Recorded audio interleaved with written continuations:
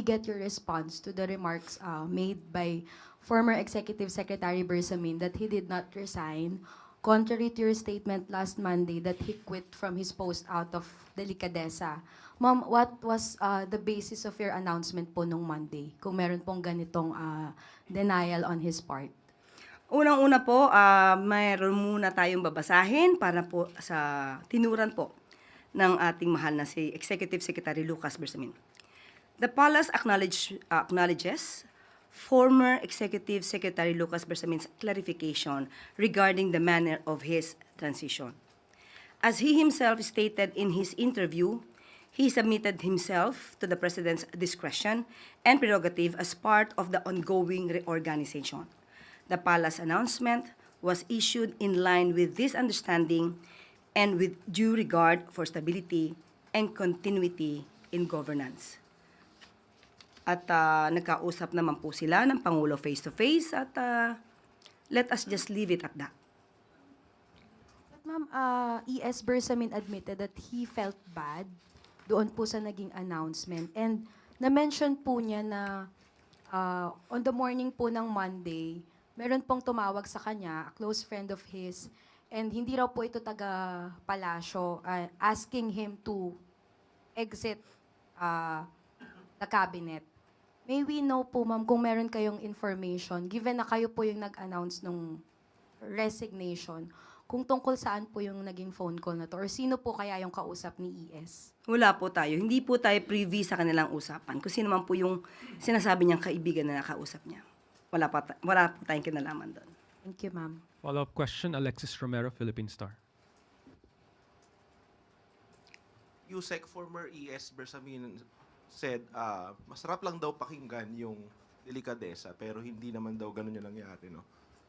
Do we still stand by our statement that he resigned out of delikadesa?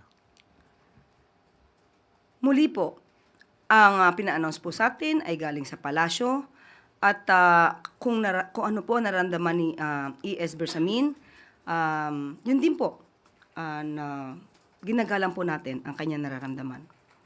At kung ano po ang sinabi lamang po ng palasyo, yun lamang po ang ating in-announce. With the very important cabinet secretaries, no less than the executive secretary and the budget secretary being removed from the cabinet at may mga undersecretaries being investigated for conspiracy to commit plunder, is there an internal investigation ongoing, considering that the scandal has possibly hit the high levels to the low levels of the bureaucracy?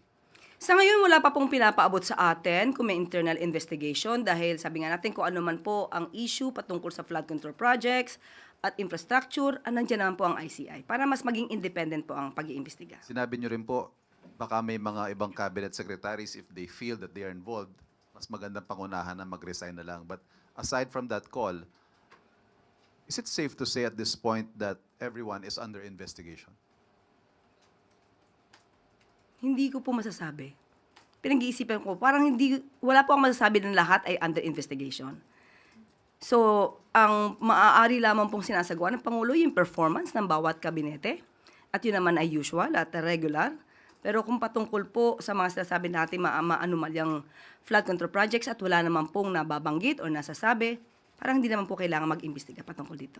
Ma'am, with cabinet secretaries being made to resign or resignations being accepted as you announced, and seemingly given graceful exits, paano po masisiguro ng administrasyon that they will be made to stand investigation and eventually prosecution should it come to it? Wala na po sa kamay ng Pangulo yan. Yan po ay maaari na sa kamay na po ng ICI, maaari na sa kamay na po ng Ombudsman, DOJ.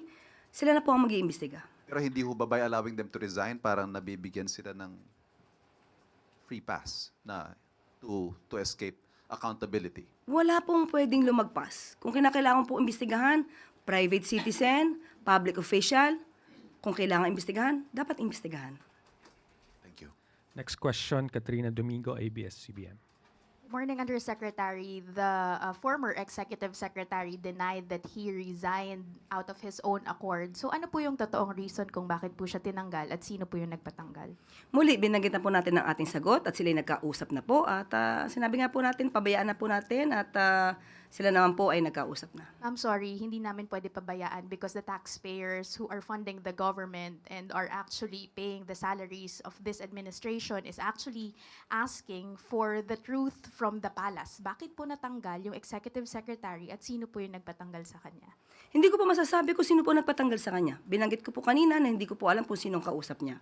Kung yun pa ang nababasa ng palasyo, dahil sinabit niya naman po ang sarili niya sa President's prerogative, yan lang po ang ating masasabi. At tinanggap po ang sinasabing resignation. Okay, ma'am, just a follow-up question if you could not give us the exact reason for Bersamin's removal.